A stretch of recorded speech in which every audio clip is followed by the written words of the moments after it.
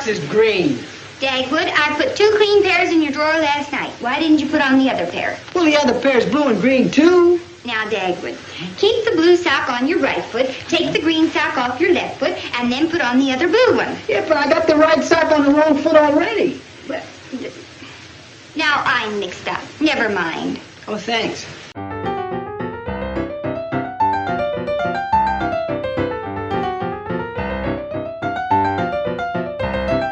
Hello and welcome to Comic Book Movie Oblivion, the podcast about feature films based on comic books and comic strips that people have stopped talking about. We are your hosts, Jordan and Kumar, that's me. And me. And this week we are talking about 2 Blondie movies. Blondie from 1938 and Beware of Blondie from 1950. The first and last Blondie The first movies. and last Blondie movies. There were 28 in total. Don't worry about the cancellation because there were 540 episodes of the radio serial starring the same actors. Yes. And then there were 2 sitcoms, one in 1957 which lasted 26 episodes which had the same Dagwood in it. Amazing. And then there was a second sitcom in 68-69 which lasted 14 episodes and had Jim Backus, who was the millionaire on Gilligan's Island, was Mr. Diggers. Wow. In that version.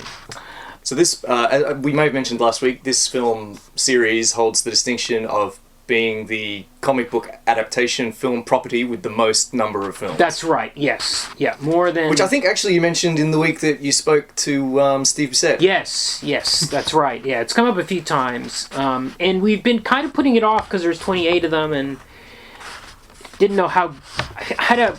I saw a bunch of these on TV when I was a kid because there was one channel, I think out of Maine, that would show them. Right. So they would be like Saturday afternoon. They were like Elvis movies, or just like on in the afternoon or whatever. In the old days before streaming services, you just watched whatever was on. Yeah, and I don't know what my impressions were then, but certainly this time I somehow was not looking forward to it. And are you familiar with the podcast The Worst Idea of All Time? It's a New Zealand podcast, and each season they do, like, one season they watched Sex and the City 2 52 times. Like, each week they've watched it again. You have mentioned this. And, like, this season they're doing the Fast and Furious movies in reverse order, but they're watching each one the number of times that it is in the series. So they're watching, like, they're watching Fast and Furious 10 times. That's ridiculous. And then, like, 9 times. And they're going backwards. So it's like the 12 Days of Christmas in... Yes. In reverse. Yes. And doing Fast and Furious movies. And I was kind of worried that if we did try to do 28 Blondies, we'd end up in a situation like that. A whole year of, half a year of Blondie episodes. That's 28 I was like, episodes. what are we going to do? Well, I thought maybe we could do the bookends of first and last. And I actually think, after watching them, maybe we've done dirty by these movies. Because maybe the earlier ones are better.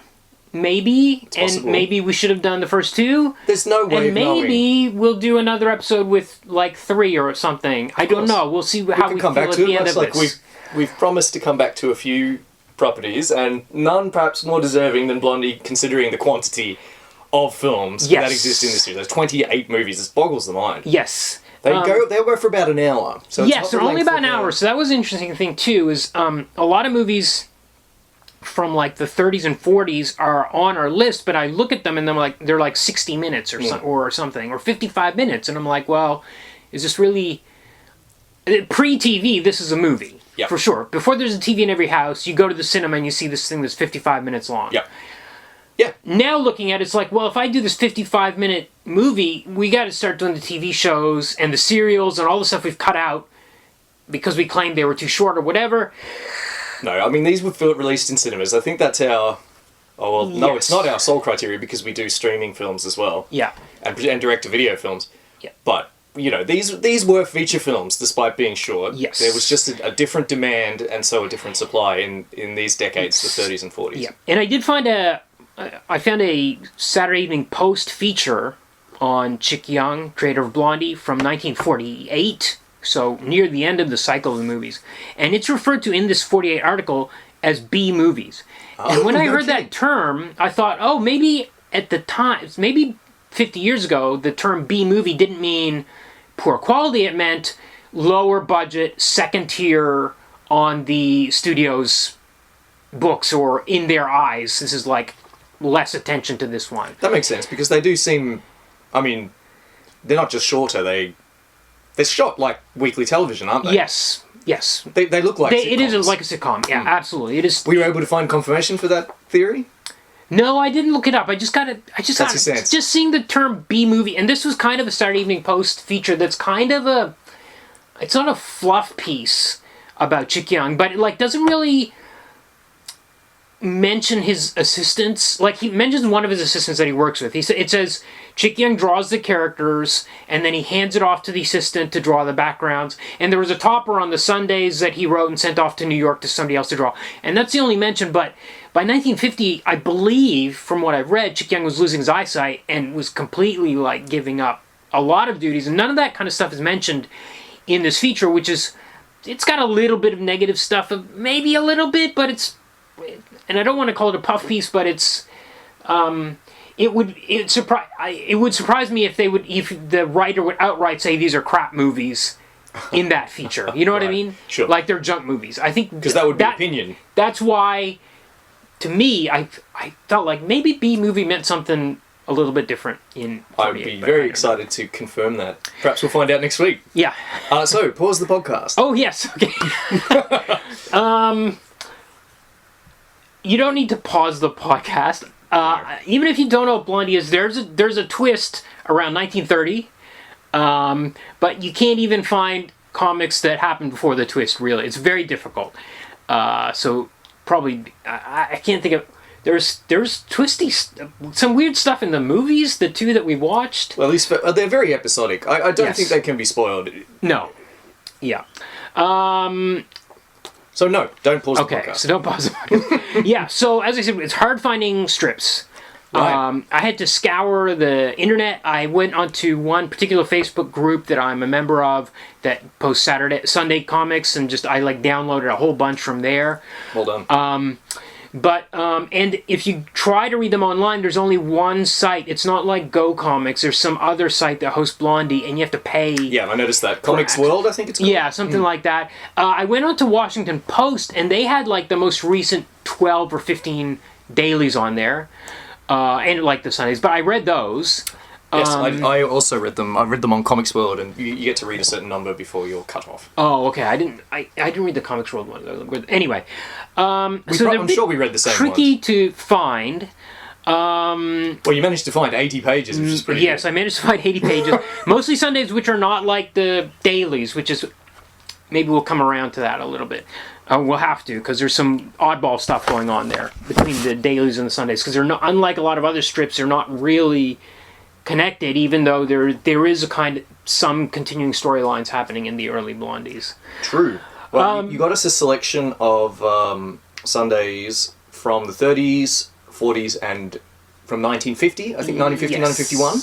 Yeah. And it changes a lot between across that time. Yeah, well, there's especially a shift in 1930, which was the big twist that I alluded to. Right. But Chic Young. The strip started in 1930. Chic Young's older brother, was already a cartoonist who was doing a series called Tim Tyler's Luck. His name was Lyman Young, his brother, and that got turned into a Universal serial. And my understanding is, I think I read somewhere that his brother encouraged him to take up cartooning. I think he was from a bit of an artistic family. I read that as well. Yeah. I read that he and his siblings were all artistic, but his father was, I think, not. German parents, and I think the dad... I don't know. No, the mom was artistic. I think the mom was a... Oh, no, okay. But, mom was artistic, and but dad was a bit, iffy about how any artist could... Make a living. Make an honest living. Yeah, of course. As an artist. Yeah. Some of interesting thing, one of the assistants in the early days was Alex Raymond of Flash Gordon fame. It's so weird because apparently Alexander, the Dagwood and Blondie's son, was named after Alex Raymond. After that, Jim Raymond, Alex Raymond's brother, took over, and he was the big artist on the strip for a very long time.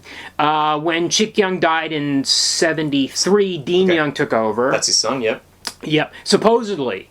There's some questions about how much his signature's on it every week, but how much he still writes it. right up to today. Supposedly. Yeah, well, he's 80, he's like 86 now or something. Yeah, so R.C. Harvey, who's an important comics historian, has done a feature on Comics Journal, and he listed all the writers and artists on the strip. And he seems to somehow know exactly when they came in and out and stuff like that. One of the other people that took over was Stan Drake in the 2000s. Now, Stan Drake was a very like Alex Raymond was a really illustrative, realistic cartoonist. He had a strip for a long time called The Heart of Juliet Jones. Just seems like an oddball choice to be drawing Blondie, but I'm guessing that Blondie is a good paying job because it is in a lot of newspapers. Yeah. It's still running. Yeah. It is the second longest still running comic strip. And it's still in thousands of papers. I remember I would read on the comics page in the entertainment section, and it was never got pulled. It was never replaced or anything like that. It was always there. Well, in 7 years it'll have been going for 100 years, and it doesn't look like it's going to stop anytime soon. Yes. Interestingly, the characters haven't aged, so they're very much in comic time, aren't they? Except for the kids. The kids have aged because the kids started as babies. They stopped when they were teenagers. Well, when the comic kind of hit its stride, Yeah. it sort of froze, and then it sort of froze in stasis. So this was the 1930 kind of changeover. So we start with this strip, which is usually called a flapper strip. Now, Chic Young had drawn 3 previous flapper strips. He'd done one called Beautiful Bab, Dumb Dora. Yep. And The Affairs of Jane, and these were all flapper strips. And supposedly Blondie was an anti-flapper strip, but in retrospect, it just looks like a flapper strip. Right. But I guess she was dressed more feminine instead of boyish, and I guess that was kind of the... I've read both explanations. Okay. So, as you say, Blondie's a flapper. Yeah.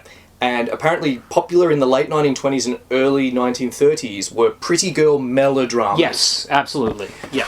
And it seems that perhaps Blondie started as a straight pretty girl melodrama in its very earliest incarnation. Okay. But then very quickly, Right. as that particular style of comic became less fashionable, it turned into a satire of pretty girl melodramas. Right. So it becomes more humorous, more satirical. Well, The ones we read are certainly they're mocking the Blondie is a caricature in these absolutely, 1930s ones. yeah. Also, in the beginning, it was Dagwood, Bumstead. They were courting, and he was a millionaire. That's right. He was the son of... His parents were some kind of railroad tycoons or something. Yes. He's in the very first strip, the first daily. I think it's Automobile, actually. Automobile tycoons. Right, okay. So September 8th, 1930 is the very first strip. Dagwood is in it. He's in that first strip, and she's he's introducing Blondie to his father. Now, she's from, wrong side of the tracks. not that far over the tracks, but definitely, down... They're in lower class. Socio-economic index. Yes. So the parents object to this. Meanwhile, in the Sundays, she's going through a bunch of boyfriends, including one named Hi-Ho, one named Buddy. Well, it seems... what I read was that Bumstead went away. Yes. So decided that jokes weren't landing or what have you. Right. So he went away, was called away to manage business, presumably. Yes, went to Europe or something, I think. That's right. And then, as you said, then we have this period in 30s where she's dating. Yes. And she has a particular, a kind of Bumstead replacement, as you said, called Hi-Ho, who's I think a car mechanic? One dude's in the army. Who was that? Was that Hi-Ho? He's in some sort of military outfit, because there's gags about him blowing the bugle. Oh, he joins. I think he joins the. He joins reserves the reserves. Yeah, and they have to do everything he says until Reveille is played at 4 p.m. And then they all beat him up because he made them stand in the water. Right. It's quite funny. But yes, and there's it's a real time capsule, the 30s one. Oh, absolutely, and I kind of figured out why it was so hard to find these, and they're not all online. It's because there's your racist caricatures are in there. Yep. There's a blackface joke. Yep. Pretty early on. You got the kind of rubber lips anytime the domestic help shows up. That kind of stuff is in there. Blondie herself is quite a different character to the one that, if anyone listening has read Blondie, they'll know what Blondie's about. This 1930s version of it doesn't look anything Like No. the one that you can see in the paper now. She's, as I said, it's sort of the adventures of a single lady. Yeah, and I often see the descriptions foibles of dating and yes, in the 1920s and 30s, and even trying to get her mom hooked up with this guy. Yeah. Her mom remarried to this suitor that's showing up. it's really sexist. She's a man-eating, scheming. Yeah, and she's lady. often I've seen online Lying. people describe her as ditzy and an airhead. I don't think that's quite right. I think she's flighty. I don't think she's ditzy. But there's some kooky stuff in here. Like, she goes swimming with the shark in one of these where she accidentally ends up on this cruise that she wasn't supposed to be on. Yeah. And she goes for a swim, and there's this weird, like, sequence where she's swimming around with the shark. It's just, She think, charms the shark. Not what you think of Blondie at all. No. I also want to mention that at some stage, her measurements changed to Pamela Anderson measurements. And Pamela Anderson. earlier on, she looks like a very twiggy, Well, that's the flapper physique. flapper isn't it? physique. It's like a cylinder. And by the time you get to the domestic strips, 5 years She's buxom. later, she's buxom and has a tiny waist. Yeah. Because the standard of beauty. And it was really, for me, reading it from the 80s, 90s, 2000s, it was really obvious. Like, you look at Blondie, it's like, okay, well, how's Chic Young going to depict it? You know, it was so obvious. It was really in your face, the size of her proportions. It was bizarre. Yes, but in the early ones, she has a boyish physique because that's the flapper right. physique. That's Yes. what was considered attractive. So the strip starts to have a dip in popularity, and they decide they need to shake it up. So they bring back Dagwood into the strip. Yes. Dagwood has a hunger strike to convince his parents to allow him to marry this girl that is beneath his station. The parents are against it, but finally, apparently people were like tuning in for this hunger strike. They were like, this is a big deal in the comics. The strip was like back on the rise. And I haven't seen those strips, but apparently in the last one, he finally jumps out of bed and the bed is full of plates, like under the blanket. So he marries Blondie, and his parents disown and disinherit him. That's right. Which is key. So now we've got an ordinary guy. Fish out of water comedy. Yes. At this point. And he marries Blondie. How is he dealing with... And suddenly we have a switch in personality. Suddenly, Blondie is she's got her head on straight. Yep. She's the one that's keeping the house in order. Yes. And Dagwood becomes a clown. Yes. And that becomes the strip for the next At first 80 about years. his attempts to deal with domestic life without the privileges that he was accustomed to as a millionaire. But even quickly that vanished. Yes. And it's just about the domestic foibles of a hapless bloke and his switched on wife. Right. But how many... Oh, yeah, and then we get... Slowly the kids are added. So first there's Alexander, who's initially called Little Dumpling. Baby Dumpling. Baby Dumpling. And then Cookie, the daughter. And we have Daisy, the dog. Daisy eventually has like 5, 6 puppies that are constantly in the house, in the strip as well. These foibles are like they're... Well, okay, so there's a list of things that happen in Blondie all the time. So he's late for work. He bashes into the mailman. This is a thing that happens all the time. He makes giant sandwiches. Dagwoods, as I believe they're called in the United States. Right. Are they called that in Canada too? I don't know. I'd never heard the term Dagwoods. I can't think of... But if you said that, I would know exactly what you Dagwood meant. sandwich. Yeah. So I think cafes or diners, as they would call them in the US, still serve Dagwood sandwiches. Right. And actually, a point of interest here, I don't know how popular Blondie is in Australia or was in Australia, but there's a kind of food in Australia called a Dagwood dog, which is a battered Frankfurt. Oh. So like a Frankfurt sausage, battered and then fried. That's called a Dagwood dog, and it's undoubtedly a reference to Blondie. Well, it's... You know, in that 48 profile of Chic Young, he says he knew somebody named Bumstead, and he thought it was a funny name. But he couldn't remember where he got the name Dagwood from. And it's even commented in the movie, both the movies we watched, people are like, that's a weird name. Yes. So it does seem like if there was a Dagwood dog, it would have to be... I don't know, in that first movie, there's that scene where he makes a sandwich in bed and it's got 3 hot dogs in the sandwich. Oh, well, sandwiches made of leftovers and stacked a mile high Yeah. is what he loves. Yeah. With it's got a fish tail sticking out of it. Yes. You know, always. He loves his sandwich. He loves his baths, so he's always getting Yes, he's trying to get in the bath, and he's always getting interrupted in the bath. He's trying to have a nap on the sofa, and he's getting interrupted. Because he's lazy. He's late for he's got to catch the bus. He loses his pants in a lot of strips. Chic Young finds some way, some means. There's a real, I thought, laughed so loud at this one. There's already missing. He's late for the bus. He runs, he catches, and he's like swinging sideways, like I think it was a Buster Keaton one where he's hanging on the bus like that, because Jackie Chan copied that in Police Story where he's hanging on the bus. So anyway, he's like sideways. He's horizontal with the bus, and his neighbor, I think it was Herbert Woodley, also is late, and he grabs onto Dagwood's leg, so Dagwood ends up at work with no pants on. And Door-to-Door Salesman. Yes. Door-to-Door Salesman. A lot of Door-to-Door Salesman. So apparently Chic Young, as a cartoonist, liked it when they showed up, because it would like break up his work day when the salesman would come up Fantastic. the door. And apparently Chic Young... And then he would get interrupted, and then he would go back and write a script about a Door-to-Door Salesman. Maybe, yeah. But apparently he started, when he was a young man, he was a letter carrier. And he would stop by the Mississippi River, and he would lie down and have a nap, like, on his route. And then he would throw away the flyers into the river. So he would have to carry them, and then he would pick up the route again. Amazing. So I think Dagwood is... And also, I think he's pretty close. I think he's a heavy... According to the 48 feature, seems to be like a big eater as well. So it seems like Wonderful. It kind of turned into him. He has an overbearing boss. Yes, the boss physically beat him up, Mr. Dithers, and will fire him. He's fired every strip. Yes. Yes.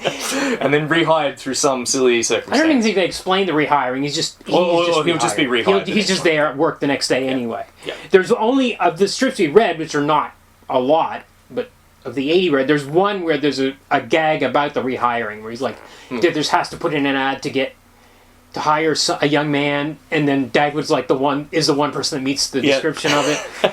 That's funny. Yes. He has physical fights with Woodley the neighbor. There's a really funny one where the captions are all about like being neighborly and friendly and stuff, and they're pounding on each other. Yes. And lending one another things. Lending one another the lawnmower. Yes, that's right. No one can remember what belongs to anyone else. Yep. So there's all that kind of stuff. Interestingly, what I found was, what blew my mind reading the strip before I read any background on it, was that Blondie and Dagwood were sleeping in the same bed. Because I always think of I Love Lucy, where they were in the twin beds, and in the movies they're in twin beds. They absolutely are. And different rules, I suppose, for... Chic Young was adamantly against the twin beds, and apparently there was pressure from the syndicate. I'm sure there was. To put them into twin beds, and he was like, no. And I actually pulled a quote. It's, twin beds constitute a major threat to the solidity of marriage. And then the article says he's very stubborn about this. Apparently he said he gets letters from clergymen supporting his decision to put them in a single bed. Wonderful. Put them in the same bed. I love that. That's so great. Because, of course, they're in separate beds in the film. Yeah. And well, I guess in the it's so weird. I don't know. Right, it's like I Love Lucy. Yeah, I don't know what stage. There must have been. Is it the Hays Code? Certainly, the Hays Code doesn't object to married couples being in the same bed, though. I don't. Very odd. I don't. I really don't know what. I'm so pleased to hear that he insisted that they sleep in the same bed in his comics. Yeah. So by this point, it's very. It has a recognizably modern sensibility. Yes. Or middle class sensibility. Yes. Yeah. So even though it's set in like even though it's the 30s and 40s, and there are telltale moments where we're talking about a different era. Nonetheless, it feels very familiar, like a sitcom. Yeah. It isn't like Skippy, where some people were living in a shanty town, right, and someone was living in a manor, and there wasn't really any space in between them. This is a recognizable kind of bourgeois lifestyle that they're living. Yes. Although there are clues every now and again. The fact that they don't have a lot of consumer goods, they will just have like one mower that they're sharing. Everyone on the street shares. Yes. It's not a petrol mower. It's a cylinder mower. So it has to be pushed around manually. There's a rationing. Yes. Yep. Yeah, which continued, I think, until the late 1940s. There's some mentions of the war in a couple of strips. And the Depression, too. Yeah. Yeah, especially in the 30s one, there's Depression. So I think Hi-Ho says, who cares about depressions as long as we have all these pretty girls to look at? Yeah. Yeah. and the Lady Plumber Yes, shows that's up right. at one point. Yeah. And they're shocked by that it's a Lady Plumber, yeah. Yeah, I mean... Or Dagwood is. I think Blondie's not. No, and it's not, but it's not treated... She's not treated as a freak. Yeah. It's just... I suppose even nowadays, you might be surprised to have a Lady Plumber come to your house. I guess so. So, I mean, a lot of the things that are... A lot of the antiquated things that come up, like... Blondie's a bit shrewish. You know, just a little. Yeah. A little jealous. She's especially jealous. Yeah. Right. She's very jealous if Dagwood is with it, like interacts with another woman. Yes. And some of the humor comes from how much Blondie wears the pants. Yeah. And how hapless Dagwood is. And part of the humor of that is because it's a reversal of what is considered appropriate at that time. You know, Yes. the man is supposed to be the one that has a handle on things. The woman is supposed to be submissive and domestic. Again, this is not something that would fly today, and yet you could make comedy out of it still. So it doesn't feel like I'm looking at another world. I think it was an ideal. I think there was a kind of, in the mystical view of America's mystical view of itself, it was like the women are the ones that are keeping things in control on the household and the family life. And these guys are out there doing whatever. Yeah. Might be drudge work or whatever, but this is the way it's organized and this is the ideal, so you need to find a wife that is as smart as Blondie. And I think we still... this is still a recognisable world. We're still emerging from... I think today, even today in 2023, we're still emerging from the world that is being portrayed here. There's still some ways to go for equality of domestic work. Sure. And equality in the workplace and things like that. So it doesn't feel like I'm reading about an alien world, like a little bit like I was reading about Skippy or reading the 1930s strips where it's really strange. Yeah. No, it's a winning formula because it's scarcely changed, has it? I think yes, and I think actually I think it created the formula. I'm not sure about this, but I think this was because once we got to the like after the shift, especially in the 40s, I was like, this looks like Leave It to Beaver.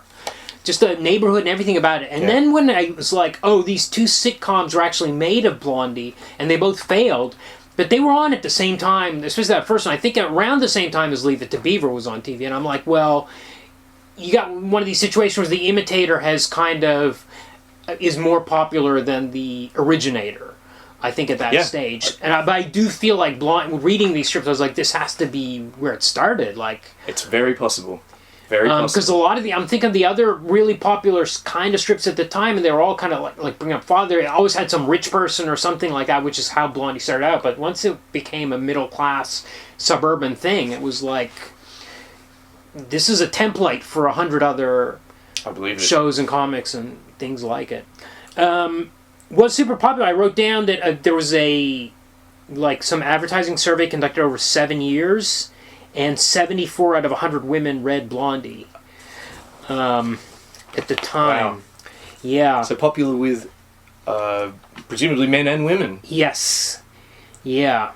I can see why. I can imagine why people enjoy it, because Blondie, even though Dagwood is the star, the comic's still called Blondie. Yeah. But Dagwood is the character is what the comics are about. Yeah. Essentially, but Blondie is, as I said, she's in a domestic role. Yes. And part of the humor comes from how it's not that she's unsuited to it, but part of the humor comes from how she's running.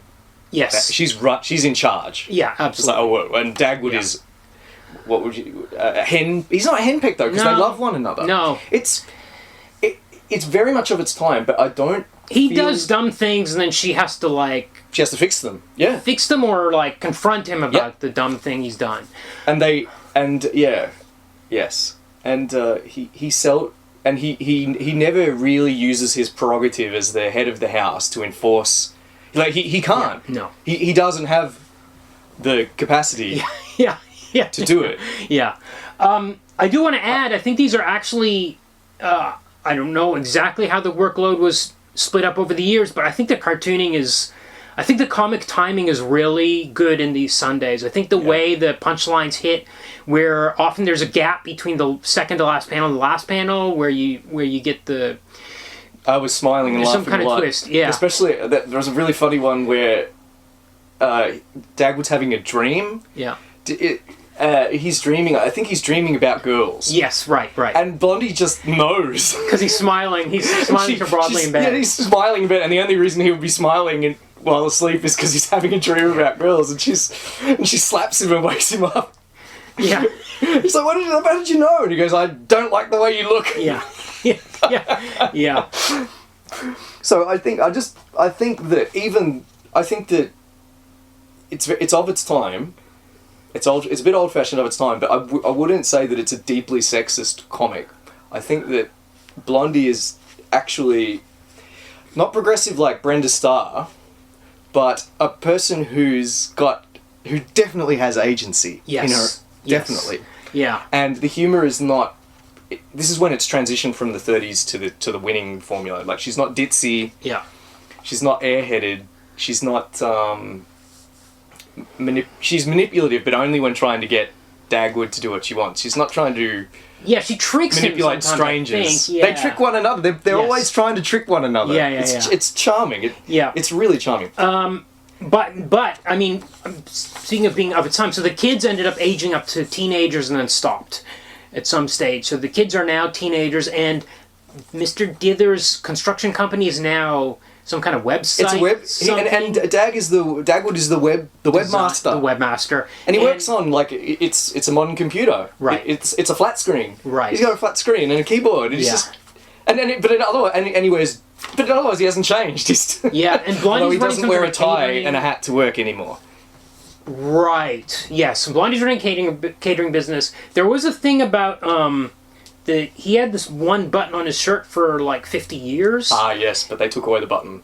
And that was like apparently a holdover. It was like a shirt stud from a tuxedo that when he would wear a tuxedo in the 30s, he would have this thing. And it seems and like his bow tie. Jim Raymond would just keep drawing it on there, even as like a single button, even when he wasn't wearing the tux, and so it just stayed on there for a very long time. There is just to return briefly to the notion of sexism. Yeah. There was a quote from Dean Young, Chic Young's son, in the 80s, when he was talking about, the way Blondie was represented. And he said, I like to deal mainly with domestic situations. I primarily stick with eating, sleeping, raising children, and making money. Yeah. But these days I often do ideas that will appeal to the more feminist type women. I don't want Blondie just to be stuck at home. I know, that's a bit of a tone-deaf thing to say. It was the 80s. I don't want Blondie just to be stuck at home with gags involving her, to be limited just to that setting alone. I want Blondie to be a complete woman, and I want readers to respect her not only for her ability to maintain a home, but for her own mind and her own person. If readers admire a character's personality and the way that he or she is, they will have affection and love for that character. A lot of the changes in the way that Dagwood, acts nowadays has to do with his relationships to women. I'm careful to see that he doesn't do things that might make a segment of women readers unhappy or upset. I don't want to make any group or persons unhappy with the way Blondie's characters behaves. That was my dad's formula, and the advice he passed on to me in this connection has worked very well. Also, in the Chic Young days, there were no brand names. There's no drinking of alcohol. There was no smoking, except occasionally Dagwood would smoke a pipe. Yes. And there was no politics whatsoever, except for mention that the war is mention happening, of the war, I guess. mention of the Depression. But I did notice in some of the ones I read from the last 2 weeks, there were maybe mentions of, like, the president or something, or I can't remember exactly, but... So there's been a little bit of shifting. All right. Shall we talk about the movie? Absolutely. So the first one is from 1938. It's just called Blondie. Blondie. Yeah. It's got this theme song that's weirdly annoying and catchy at the same time. All of my thoughts are bright, long as he thinks they're his. Yeah, it really stuck in my mind. Yeah. And it didn't change for all 28 movies. It was really like a sitcom format pre-TV. Yes. So these are starring Penny Singleton as Blondie and Arthur Lake as Dagwood, as I mentioned. So right off the bat, so we've got the baby dumpling is in it. Mm-hmm. We've got Daisy, the dog is in it. Who was the hardest working actor in the two films that we watched. Absolutely. Well, it's in the comics too. This is actually the dog is very aware. It's almost like a Snoopy, more than Snoopy, is always like if they're fighting, the dog's freaking out or the dog's happy, or the dog is always part of what's going on. It's like a Greek chorus kind of. Yeah, and quite a few of the gags relate to the dog as well. Yes, and with them trying to get something out of the top shelf and pushing a stool over and standing on the stool. Yeah. Yeah. Mauling the newspaper. Yeah. They've absolutely used the dog, much like the dog is in the comic. Baby Dumpling puts himself in the punishment chair in the corner. Yes. I think that apparently that happened in the comics a lot, but not in any of the ones we read.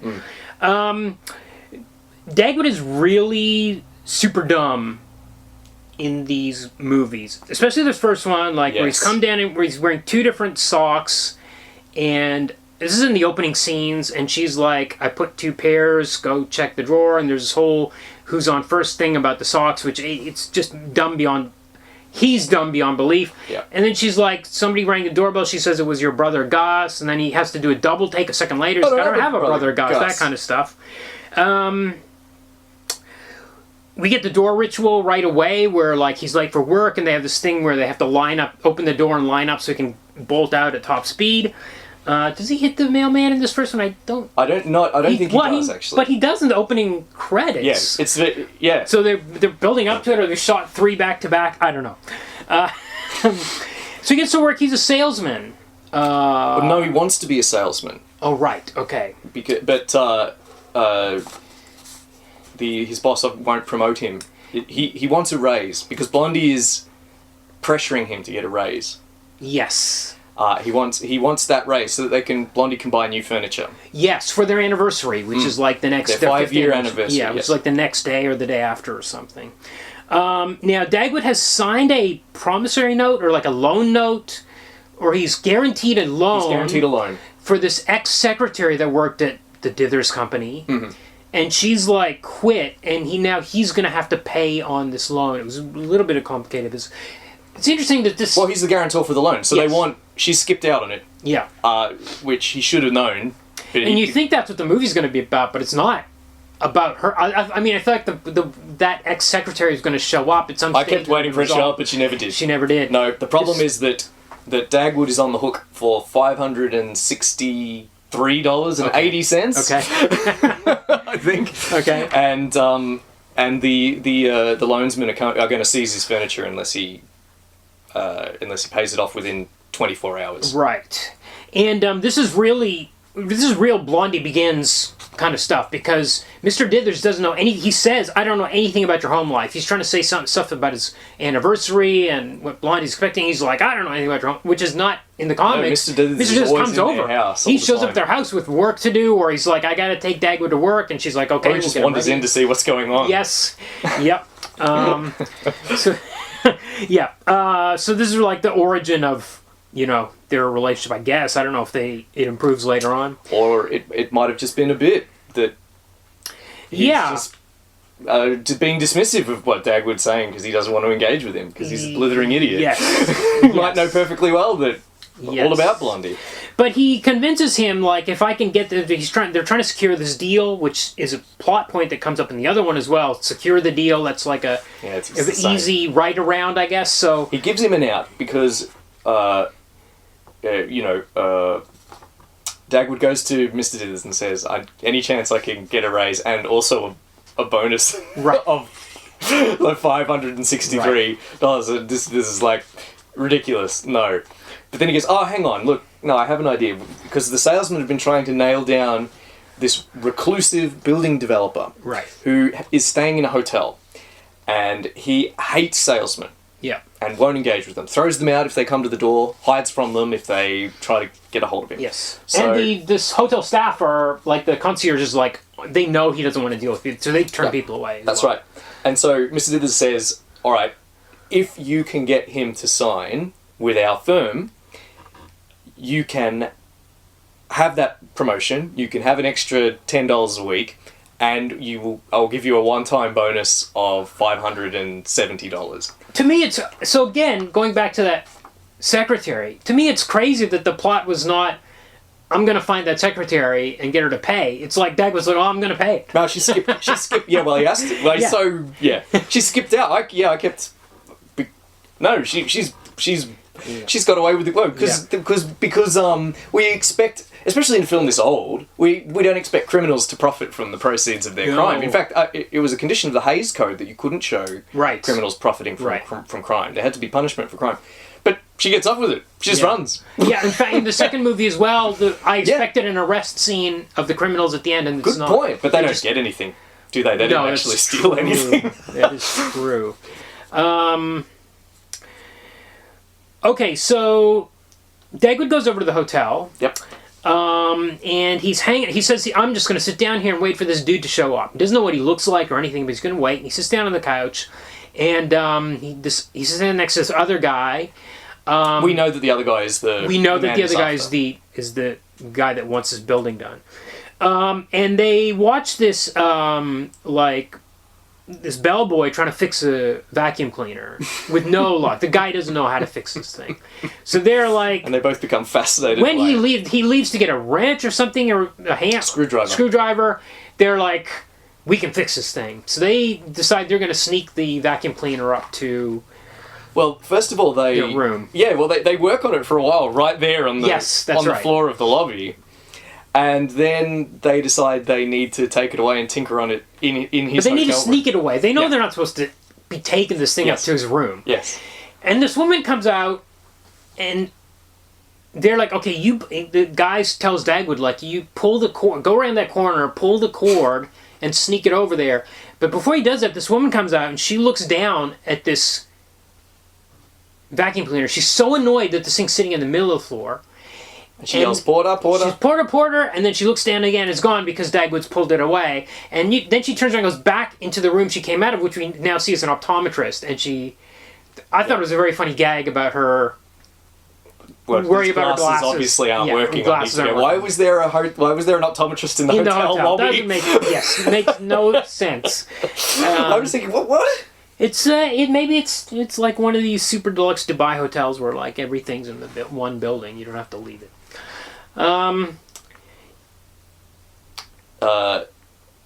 Right. Meanwhile,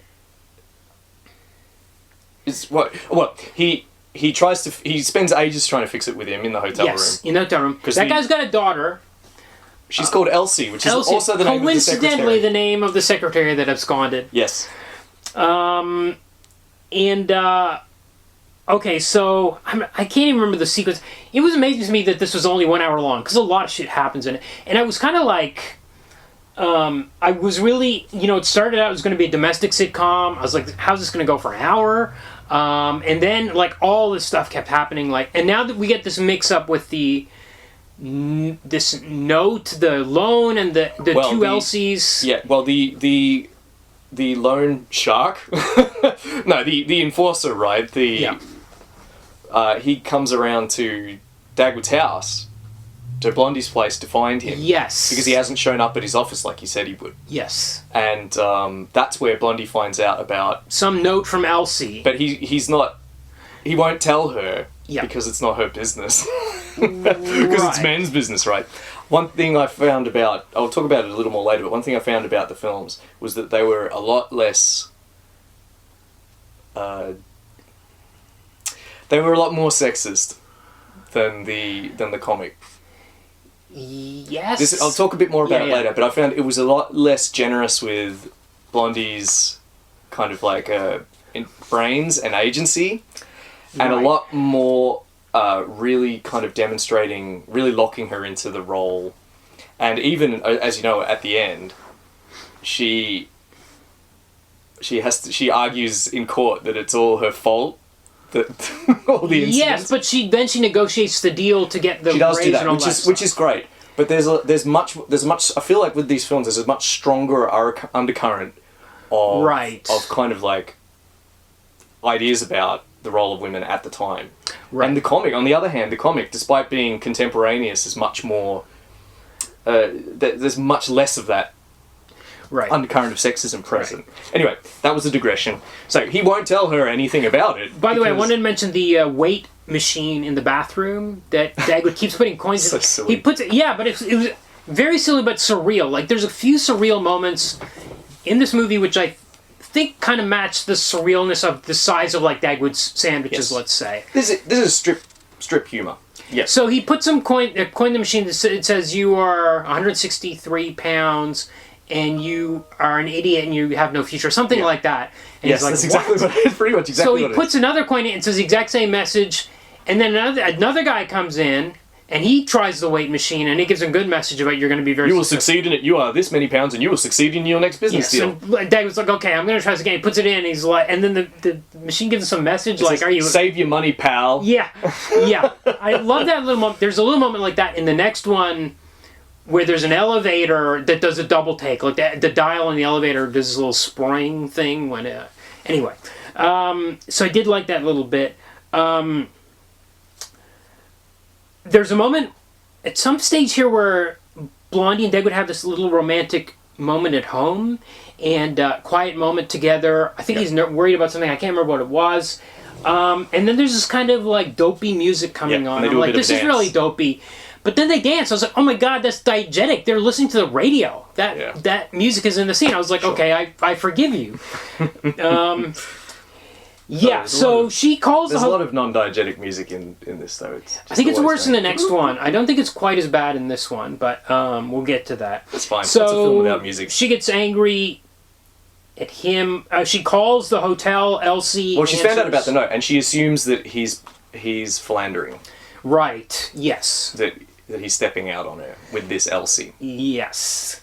And this happens again in the next movie as well. Yes, it does. So I'm a bit worried about what things are going to happen in every movie. Is it going to be a deal with an important client? Is it going to be an important client? Is there going to be jealousy? It's really leaning into... And it's really... Blondie as being really jealous, which only came up occasionally in the comics and was usually pretty funny. Like, she just doesn't want Dagwood interacting with the lady plumber. Yes.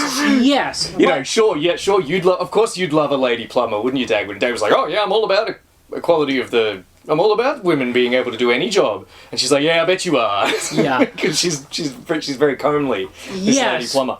But in both these films, it's a big part of the plot. Now, yes, but in the second one, and it's not... and he's not guilty in either case. This Elsie, the guy's daughter, the tycoon's daughter, is not interested. She's just the daughter that's hanging around. She calls him Dag. Well, it's a different Elsie. It's a different... Yeah.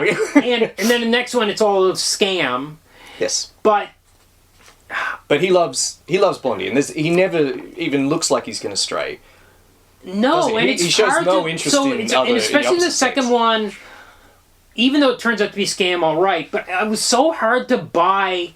He's a complete dope, and I was like, is this going to be revealed this is a scam or something? And it was, but he's such a dope, and Blondie's such a stone cold knockout. And I'm like, how are we supposed, as an audience, how are you supposed to sell that this guy is straying? It's because Blondie is more shrewish in this, I feel. I think they're married. I think there was a thing about marriage, men being married. It was like, haha, it's the old ball and chain kind of thing, maybe.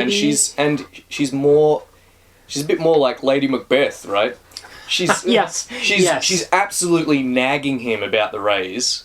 Because I say nagging because one of them, I think Mr. Dithers actually says to her, "Oh yeah, you've been nagging him about this raise." Right. Like what a thing for a man to say to someone that's not his wife. Right.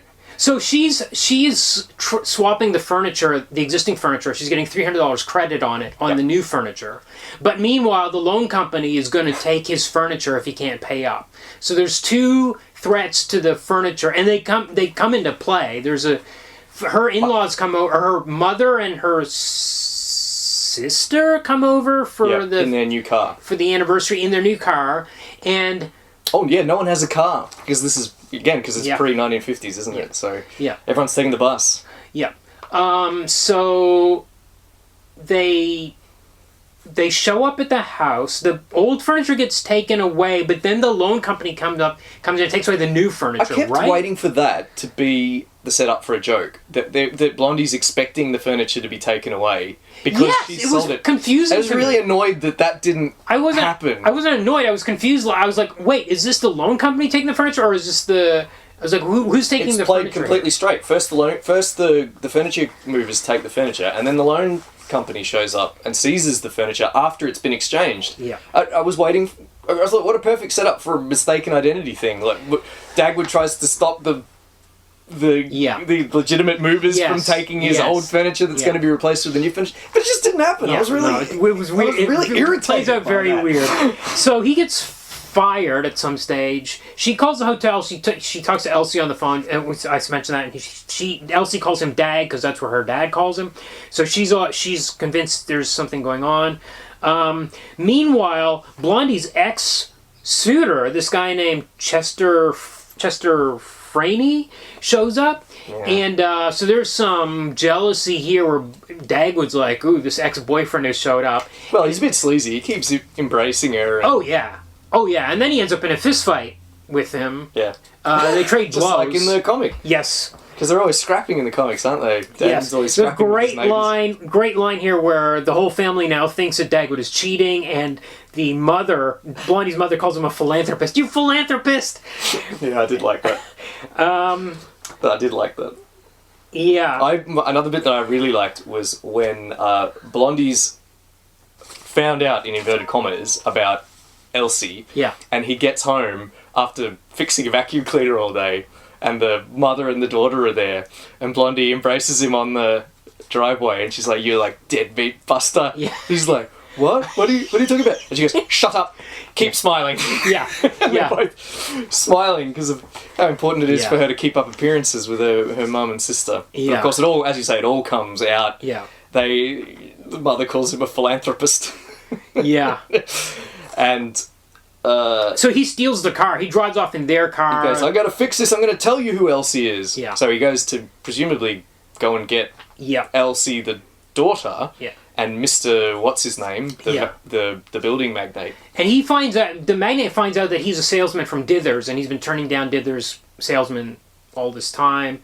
And he finds out after the court case. The first thing they do is they would take the vacuum cleaner out of the hotel. Yes. And put it in the mother-in-law's car. But they hide it, and they like wrap it in the cloth or something. They know they shouldn't take it because they shouldn't steal it. And then, sure enough, they get pulled over because Dagwood can't drive. Yes. Of course he can't drive. He doesn't own a car. And then the policeman finds the... They find out it's a stolen car from the plates. That's right. Because the mom has reported that her car was stolen. She didn't know it was Dagwood that took it. They're like, "What's that you got in the back seat?" They pull it off as property of this hotel, so they think they've stolen this vacuum cleaner as well. The daughter, I loved Elsie the daughter because she's laughing through this whole thing. She's like, "You clowns. You've done it again." Yeah. Look at what you've got yourselves into this time. They've been arrested. Yeah. And she's just like got a huge grin on her face, like this is great fun. They have to spend a night in the cells. She hasn't done anything wrong. She hasn't been caught with she hasn't stolen the car, been caught with the vacuum cleaner herself, so she's like, whatever. Yeah. They spend a night in the cells, and then the next day they appear in court. Yeah. And the dog's there. Yes. the dog's just sticking its head around the corner of a door, presumably the door of the courthouse, and watching the court proceedings. Anyway, this judge is haranguing them about, stealing the vacuum cleaner and stealing the car and everything. And then Blondie gets up and announces that it's all her fault. Yes, in what way? Why was it her fault? None of it's her fault. And the judge nods and tells her not to be an office wife. Right. What does that mean, actually? Well, she needs to stay in the house. Oh. Stay in there. Right. It's a bit on the nose. Okay. And because she ends up on trial. Why is she on trial? Yeah. Because it's all her fault because she shouldn't have been pushing him for the raise or something. Yeah. I found it very on the nose. Anyway, but she does win them their freedom. I want to say one thing is that I'm looking. So we watched these on Tubi, where I think they've got all 28 Blondies on there, ripped from VHS. It looks like based on. Anyway, it's not great quality. No, and I've knocked back other comic to movie adaptations because the quality was so poor that I was like, we can't cover this one. But anyway, didn't stop us with Telugu Superman. No, that's certainly true. Where was I going with this? The quality. You watched it on Tubi. Blondie rescued them in the courthouse. Yes. Well, after that ignoble scene... Sorry, I'll just... Go on. Sorry. Yeah, until I remember. After that ignoble scene in the courthouse, she then, as you pointed out, has a great scene where she negotiates Dagwood's rehiring at the firm. Yes, and a massive raise and a massive bonus. And he kind of thinks he's done it himself, or sort of... Well done, He's like, oh, yeah, wow, I did really well. Yeah. Why did I wrote down the note Farmer's Tractor. Why did I write? Was there a line something about tinkering with Farmer's Tractor? Yeah, that was he took apart in the I think Elsie says at least she didn't take apart a tractor this time. Right. Because he's obsessed with tinkering, and Blondie actually wins the judge's favour in part because she says, "Oh, they're just boys. They're just little boys, and little boys love to tinker with things." And the judge has dismantled alarm clock on his. Yes, that's right. And he covers it up with a hanky quickly. Yeah. Yeah. So he was fired, but he's rehired, which is very much a comic strip thing to happen. Yes. All right. Although Dithers is not very Dithers-like. I felt like the actor they've chosen, I think the millionaire from Thurston C. Howell III from Gilligan's Island was much more of a Dithers type than this guy. Got it. All right, the next one, Beware of Blondie. I don't know why it's called Beware of Blondie. I have a feeling that none of the titles have anything to do with the movies. Yeah. I thought, because when I read the synopsis, it says that Blondie solves the situation. Yeah, that's not true. But that doesn't happen. It says Blondie solves the mystery. The Wikipedia entry is incorrect. Yeah. Yeah. So, Beware of Blondie because Blondie will solve mysteries, but instead maybe it means the other blonde that's in the movie, who is the con artist. Oh. Maybe she's the Blondie we're supposed to be bewaring of. Right. That actress was named Adele Jurgens, and she was in another Blondie movie playing a different character a few years earlier. Well, they have a stable. As you said, these films look like they were put together cheaply. Oh, and Columbia has all the women stable came of out actors. straight out of Central Casting for sure, because they've all got a certain just a stable of actors that Columbia had on contract. Yeah. So this one's even worse when it comes to the when it comes to the sexism. Okay, it really stood out to me. So we open with we got the same opening credits and theme music. So we're, as we said, in real sitcom territory here. Starts with Dagwood smoking a cigar, which was very unlike the comics. And Blondie's like, "Why are you smoking a cigar?" There's a Well, he doesn't know what he's doing. It's making him cough. Mr. Dithers gave it to him. Right. And Blondie says, "What are you doing? Why are you smoking this thing?" It's like, "Oh, Mr. Dithers gave it to me. You know, it was $2 for $1." And then Blondie says, "I guess he kept the 95-cent one for himself." Yeah. Which isn't a great joke. No. But anyway, he's coughing and spluttering, so it's clearly not something he's used to. So we've got 2 kids now. The 2 kids are there. We've got all the puppies are there. I read that the kid playing the grown-up baby dumpling is the same actor. It's the same actor, yeah. Which is extraordinary. That's right. Okay, so the kids are there. There's a very long thing where Blondie says you have to tack down the carpet, and that reminds Dagwood he has to do his taxes. Well, there's that old chestnut. He's tied a string to his finger. Yes. And Blondie says, "Why have you done that?" And he says, "Oh, I tied that on there to remind me of something very important." And she says, "What?"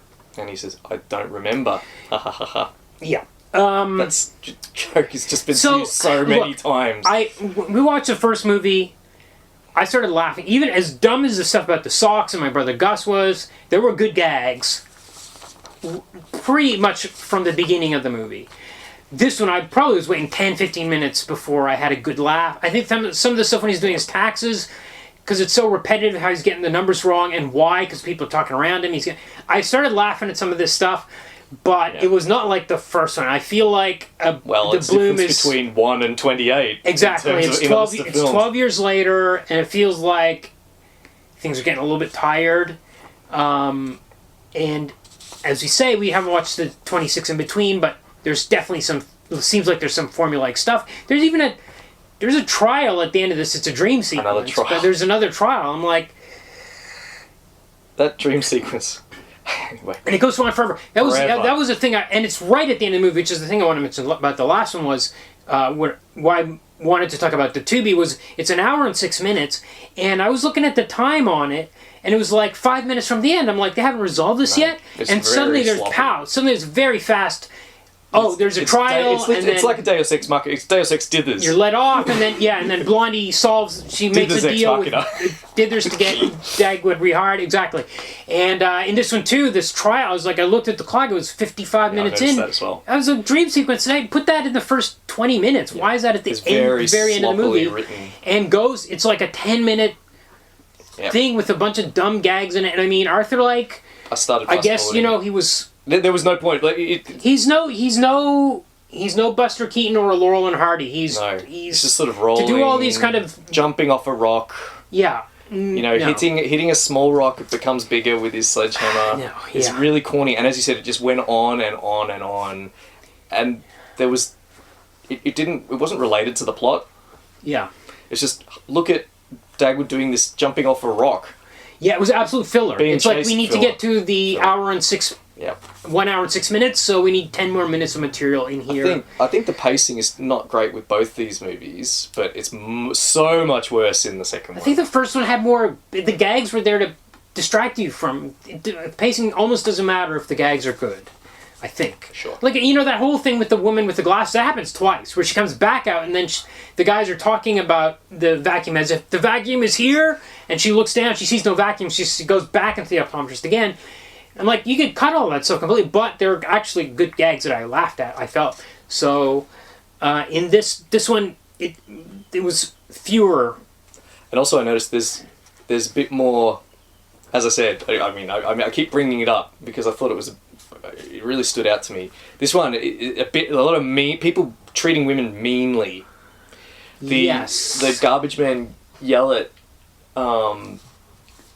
the garbage men are making a racket at the start of the film. Yeah. Because they eat out of tins a lot. Yeah. And the garbage men yell at Dagwood that the problem is what your old lady feeds you. Oh, well, what if... And then Woodley, the neighbors show up. They're not like the Woodleys in the comic who they play bridge with. They are antagonistic, apparently. They come out and yell at... because Dagwood is yelling at the dustman. Woodley yells at him... And then his wife comes out and tells him to stop. And he says, "Go on back to bed and shut your trap." Well, he threatens to beat her up at some stage. Yeah, I'm coming to that. Twice. And then she says, twice in this movie. And then she says, "Yes, Herbert." In both these films, people are really deferent to authority. Right. But in the second film, it's way worse. And yet she confronts Ollie, the co-worker in the office. Except an amazing scene. Yes. You're right. There are exceptions. Yeah. But I think, when they're in the police officers... When they're in the police station and the officer on the desk, I think Blondie and maybe her mother, or Blondie and Elsie, are sort of having an animated discussion. Like, they're arguing with one another. And the police officer on the desk says, "Stop it right now or I'll arrest you all." And I feel like in a more modern film, the women would have told him to butt out. Right. But instead they go, "Yes, officer." Right. But it's so much worse in Beware of Blondie because, of course, later on, the Woodleys are eating at the same restaurant where Dagwood is eating lunch with the con artist, the comely female con artist. And the wife says, "Oh, look over there, it's Dagwood, and that's not Blondie. I can tell that even without my glasses." And the guy looks over and he says, "How about that? I would never have thought Dagwood could pull two beautiful women. Still waters run deep." And then she says, "I think we should tell Blondie." And he says, "Listen, my dear, if you breathe one word of this to Blondie, I'll knock your brains out." Yeah. Yeah.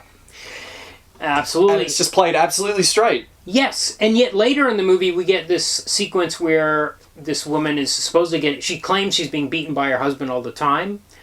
And Dagwood's like, "What could I," when he gives her the money, he's like, "What could I do? He was beating her." And I'm like, wait a second, that Herbert Woodley is beating his wife because he announces it in public all the time. So Just very confused. So I thought that was a funny line. Actually, I wrote it down. She said, "Do you know what the last guy who? Do you know what he went to jail for? He went to jail for murder." And she said, "Why he murdered the last guy that he went to jail for?" It's like, "Why? Because he interfered when he was beating me." Yeah. And then Dagwood says, "Well, I didn't interfere." Yeah. Yeah. It's good. Yes. So Anyway, the plot. Dagwood's in charge of the office while. So it's 12 years later. He's the head of the office while Mr. Dithers is away. He's risen sufficiently that he's in charge of the office. That actor is 100% not in this movie. There's one scene where we see the back of his head when he's talking on the phone. So I guess they got him to call in his lines or something. Yep. So Dagwood, there's this long, because he's been doing his taxes, there's an extended sequence that never ends where he's so sleepy, he's constantly falling asleep, just goes on and on. This is the bit where the elevator needle, where one of his coworkers goes into the elevator, doesn't know that Dagwood's in there asleep again in the corner, but then you see the doors close and the elevator needle goes crazy, like it's doing a double take when this guy notices. Anyway, so this they've got a client, a very important client coming in that he's got to get to sign the deal. And it turns out to be this woman named Toby Clifton, who says she's running this company. She immediately, although Dagwood's asleep on his desk and is a complete fool, she's like, "Ooh, this guy," and she's like acting all very flirty towards him. She's like, "Let's go out to lunch." So they're seen, and then because Woodley's wife starts spreading rumors. There's a montage about the gossip thing. The gossip montage, Another thing. With the chipmunks sped up dialogue. And it's all women, of course, gossip. It's all women, and then word gets back to Blondie. She's like, "Well, I don't believe it," but she kind of probes him a little bit, like, "Who did you have lunch with?" Interesting, weird line here where he says, "I had lunch with Toby," and she's like, "Oh, that's a strange name for a man." I was like, "What? I noticed that Is as well. True? Was that true in 1950? I wouldn't even know where to start. I've never looking met it a up. woman named Toby, or heard of one. What would it be short for? But apparently it was, if we take the gag at face value, it was not only a common name for women, but it was rare for men to be called Toby. Right. Because he has to remind her that the groomsman at their wedding was called Toby. Yes, right. Really weird. Yes. But she's... Oh, there's another moment where Toby asks Dagwood to go out to lunch. He looks at the picture of Blondie, and Blondie nods. The portrait of her on his desk nods. I like that. I like those little moments. So Toby convinces Dagwood to go back to her hotel. He goes there, and she changes into something more comfortable, and then is literally, next time we see them, she's literally chasing him around the room. She's in a negligee or like a nightie. But then we see there's a guy hiding in the next room. This is strange. And she kind of signals him. Yes, but he sticks his head out of the door. Yeah. She sees him, and then she pretends... all her efforts to seduce Dagwood have been utterly in vain. She's been trying all through the meal... all through getting back to the hotel room. Now she's literally chasing him around the coffee table, and all he wants is a signature on the contract, and he keeps running away from her. Yeah. And then she says, "If you want my signature on that contract, you're going to have to sit next to me here on this sofa." Yes. They sit down next to one another, and she's still trying to get him to make a move, but he just won't, because he's so good-hearted and loves Blondie so much that she pretends to faint and lolls across him. And then the hard-faced man hiding in another room comes out. I thought that was all part of the scam. Like, when I signal you, I'll pretend to faint. That kind of thing. No, I think he's been waiting. I think he was waiting in the room for Dagwood to embrace her. Right. But he's refusing, and it goes on and on and on. Yes, and then finally she has to pretend to faint. All right, this is how... Yeah, okay, so that... But you're right, it's not played right. I agree. And I don't think we should have seen him before he comes out. No, you have to, because otherwise it's like, where'd this dude come from? I think it's actually timed right. I think you see him a moment before, and then you're like, oh, okay, this is all a scam. But then we know it's a scam. And then the reveal when he finds out it's a scam. Well, there's no reveal because we already know it's a scam. I wonder if it would have been more effective if we'd found out when Dag did the next day. Oh, well, I'm not sure. No, because then they're never arrested or anything. Yeah, I don't know. It's tricky. It's hard to say. It just seemed an odd choice to signal that in the middle of the scam to signal us, the audience, that it's a scam.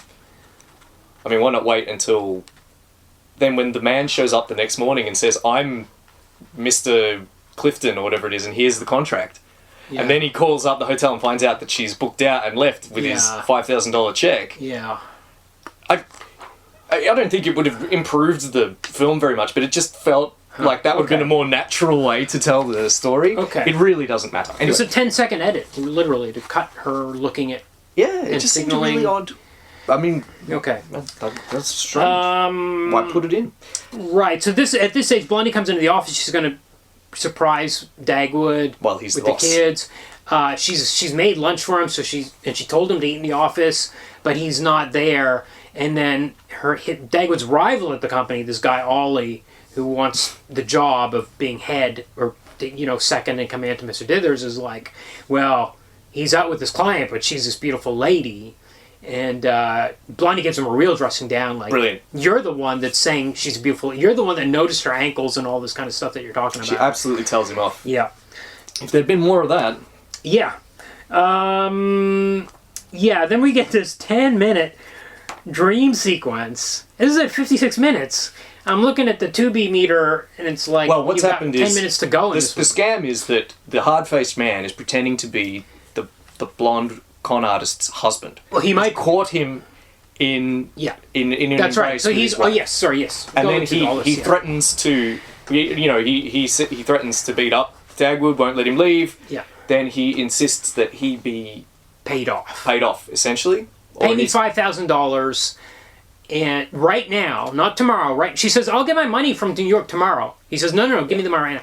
Now they know that Dagwood's carrying around 3 blank checks that Mr. Dithers gave him. Yes. With Dithers' signature on them. So she persuades him to, because he's silly and because he's been urged to get this signature. Yes, Dithers has sent a telegram saying whatever it takes, get her to sign the deal. And because he thinks she's rich, he writes her the $5,000 check, and then of course they promptly abscond with it. Yeah. And he waits at the office in vain for them to show up, but instead, as I said, the real Mr. Clifton shows up with the signed contract. Yeah. And then Dagwood faints, and as you say, there's a dream sequence. Well, first he goes home, and he and Blondie talk about, maybe Blondie says, I'll get a loan on the house. Yeah. We'll just pay back Mr. Dithers with that. And he's like, I can't let you do that, Blondie. And then they lie down, and then he has the ridiculously extended dream sequence. Yeah. But the only good bit is when he gets chased down by the guard dogs. Like, it's so silly. There's a sheriff with an enormous sheriff's badge, and he's got all these dogs. And although his did you notice his prisoner number was $5,000? No, I did notice that. That's good. Good little touch. But the dogs get him when he wakes up from the dream. He's been attacked by the guard dogs of the prison guard. Yeah. And when he wakes up, all of Daisy and all her pups are on him. In bed. Yes. Which is like something straight out of the strip. Yeah. But I will say, how is the scam supposed to work? The scam would only work if they knew the real Mr. Clifton wasn't going to show up in the office. I agree. How did she know he wasn't going to show up for 2 days or whatever? How did she persuade him that she was... How did she know that Dagwood had blank checks? What was she even doing? Yeah. None of it makes sense. Yeah. No, it doesn't make sense, I agree. It's silly. Although, I'm trying to imagine this couple running this scam on other people. I guess they would just ask for their money, not... Maybe she lucked into the blank checks, but it still doesn't explain how she knew the real guy wasn't going to show up that morning, or that they were expecting this guy to show up that morning. Yeah, or how did she... Yeah, exactly. It doesn't... It doesn't really make sense. So they never catch these guys, and I think we get the... Well, they didn't steal anything. No. Because of course we get Dithers Ex Machina. He calls, and he says he wants to speak to Dagwood, and Dagwood won't come to the phone because he knows he's screwed. He picks up the phone, he's like, hello? And Mr. Dithers says, Did you cash any of those checks? Mm-hmm. And he just about faints. And he asks him again, did you cash any of those checks? I'm busted. And then he says, because if you did, they're worthless. I don't have any money with that account. I closed it years ago. oh, great. Great, end of Roll movie. Credits. Well, almost, because we got the gag with the Mr. Beasley, the mailman, 3 times in this movie. That's like in various forms. Well, it's almost the B plot, isn't it? Yeah. Mr. Beasley's trying to figure out how to deliver mail without getting slammed to the Bumstead house without getting run into. Yeah. Because he's got a fancy new uniform that he doesn't want to get dirtied. Yeah. And that's it. Okay. Let's do our ratings, I guess. Well, before we do that, let's do some trivia. Oh yeah, sure. I don't have Did you want me to read the thing about the dog? Oh yeah, okay. So you found, was this in the 1948 article? Yes, it was in the Saturday Evening Post article from '48. So I think I said at the time that the dog is like the hardest working actor in these two movies, especially in the first one. Yeah. Like, he's constantly doing double takes. They're yanking on his ears. He pricks up his ears at opportune moments where and it's, you could hardly call it pricking them up because they're like yanking them up with strings. Yes. He's jumping up onto Dagwood, and it's just like that dog is really well trained. Yeah. So this is the what's written about in this article. It says Young's social life is limited almost exclusively to small parties. But then it says, once in a while, he visits the Columbia Pictures lot when a Blondie film is being shot, chiefly to renew acquaintance with the dog that plays Daisy. This is Chic Young, right? Chic Young, yeah. So then Chic Young says, Daisy is a little honey, sweetest little puppy ever met, just like meeting a person. And then the writer says, if encouraged, he would go on to tell about the day Daisy had to go through one scene 46 times because the child actors playing the Bumstead youngsters kept muffing their dialogue. And then Young says, most dogs wouldn't do that, they'd get tired and quit. Daisy, who happens to be a male, is a truly remarkable character. He was bought 10 years ago from a pet shop for $10 by his trainer, Rennie Renfro, and he has since earned more than $150,000. Daisy appears to be a mixture of a Cocker Spaniel and Bull and Fox Terrier, and is seriously credited with adding bits of business which are not in the scripts. He has a stand-in and makes personal appearance tours in a specially constructed trailer. After each scene, Renfro rewards him with a bit of food, and when the scene turns out badly, Daisy doesn't come to collect the reward. He knows when he's terrible. I love that so much. And he's apparently sired 85 pups, all in demand around Hollywood. I bet. And I think those were his pups in the film. Yeah, too. right. Yeah. Jumping on Dagwood in bed. I read somewhere, I think the Wikipedia article, that the trainer, with the proceeds, the enormous proceeds of the dog's earnings, $150,000 in 1930s money. Yeah. And 40s, bought an enormous house. I believe it. In which he lived in with the dog. Absolutely. It would be up in the Hollywood Hills. It would be a massive mansion. Wonderful. Yeah. Wonderful. All right. What's your trivia? I don't have a lot of trivia. Okay. The Penny Singleton, who played Blondie, was a prominent Labour activist. Okay. As well as an actor, and active in the actors' unions, and in getting better pay for female actors and things like that, often on pickets. Okay. Yeah. Also, the Jetsons cartoon. Okay. I read that was almost conceived as an animated adaptation of Blondie. Okay. And the evidence of that is that Penny Singleton voices Jane Jetson. Oh, interesting. Okay, because you would have automatically thought it was Flintstones, but the Penny Singleton presence is... Yeah, that is really interesting. But you're right, the Flintstones is a similar thing, but just in the past, isn't it? Instead of it's just more satire of domestic life. Yeah, but also Flintstones was based on the Honeymooners as well. So, anyway, they're all in the mix. It's thought that here's just a statistic that I read somewhere. Chic Young probably produced or oversaw 15,000 Blondie strips over the course of his life. Whoa. Yeah, I believe it. Yeah. We've mentioned that the films are a time capsule. The films and the comic are a time capsule in some ways. It's recognisably modern in a lot of ways and familiar. But every now and again, we're reminded that it's a different era. Okay. In the first film, Blondie, do you remember the porter who's repairing the vacuum cleaner is black? Yeah. And unfortunately, it's a really kind of racist caricature. He's really slow. Yeah. And stupid. Yes. Right?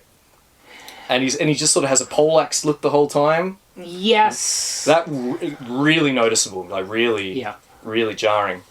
One thing less noticeable, but nonetheless present, is the reference in both films to mumps. Yes. And measles. Measles, yeah. Because this is a time when childhood endemic diseases like measles and mumps were rife. And you were in like people are in genuine danger of dying from children in genuine danger of dying from these diseases because Blondie's concerned about the measles epidemic that's occurring on the east side of the city. Yeah. Wasn't Skippy too? To a lesser extent. So in Skippy, it was a slightly different emphasis. His dad was a doctor. In Skippy, it was the idea that the class difference was being reinforced with the idea that the poor were dirty and spread disease. Right. But Blondie and Dagwood are not poor. Right. They're very definitely middle class, and yet they too are really concerned about infectious diseases. Now, I think comic book movie Oblivion is pro-vaccine. Yeah. Would you say, Kumar? Absolutely. Which I think it's even ridiculous that you have to say pro-vaccine. It's like saying that you're pro-electricity, or pro the wheel. Yeah. It's because it's a thing. Without vaccination, modern life isn't possible. Absolutely. Yeah. You can't live in a city with contact with the great press of humanity because historically cities are very dangerous places to live in terms of disease. Yeah. Apparently, that population sinks. They had to be constantly replenished with people moving from the countryside because of so many people dying from disease. So it's baffling when people say, I don't want a vaccine. I'd rather trust my immune system. Yeah.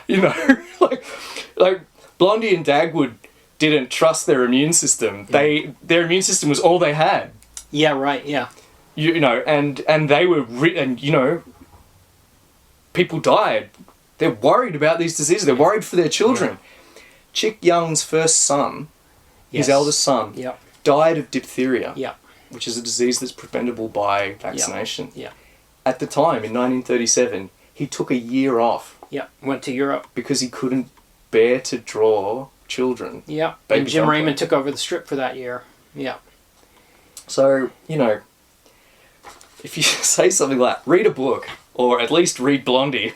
Yeah. Or watch this film and get some perspective. Yeah. All right, that was my digression. Thank you for indulging me, Kumar.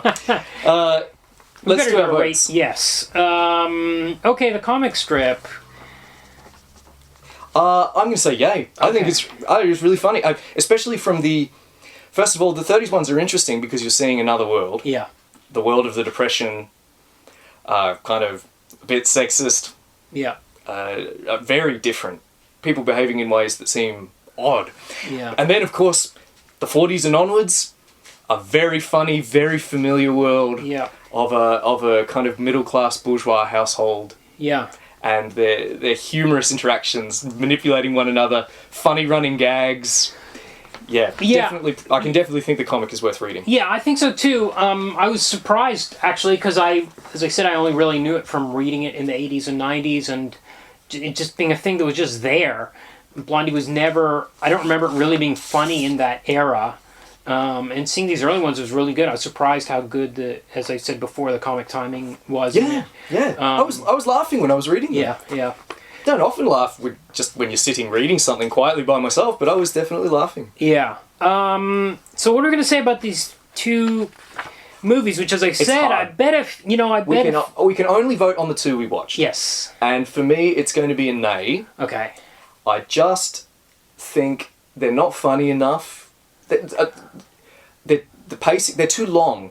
It's funny to think that this became a sitcom and didn't succeed. Yeah. Because these plots, I think, are good sitcom plots that you could absolutely tell in half an hour. Yeah. And have a really cracking pace. Yeah. And plenty of jokes to kind of prop it up as it goes along. But over an hour, I think there's too much filler, especially with that second one. Yeah. And it's just not funny enough, I think. Well, okay, so we're in odd... It's no Skippy, that's for sure. Right. But we're in an odd situation here where we have two movies this week. And I actually have to say yay to the first one and nay to the second one. Great. So I think the first one is funny. I did laugh the whole way through it. I think what you said about that the porter is correct, but I think there's a lot of dumb people in this movie, including like the woman with the glasses, and a lot of people in various ways are dum-dums. Well, I mean, yeah. It's very, I mean, it's not so much, I mean, I don't like that it's sexist, and I don't like that it's racist, but it's very much of its time. Yes. And as it said, this isn't Chic Young. I think Chic Young may have been involved in some manner, and I know that you read that they've tried to relate it to the script as much as possible, but this is being written by hacks. Yeah. You know? Yeah. So it's understandable that they're just shoving in offensive, like lazy caricatures to drive the humour. Right. So I think there's some definite minuses in this one, but I did like it. And I do wonder if, 2 through 5 are pretty good too, and then I wonder if there's a drop off at some point where they're like, well, 28's going to be our last one because we've had a dip in quality, Maybe. or if they're just scattershot all over the place. Definitely 28. Beware Blondie took a long. I did like the gags in it, but it took a long time to get there, and then there was a lot of filler and junk. So that's the way I'm going to split my vote. No, very excellent.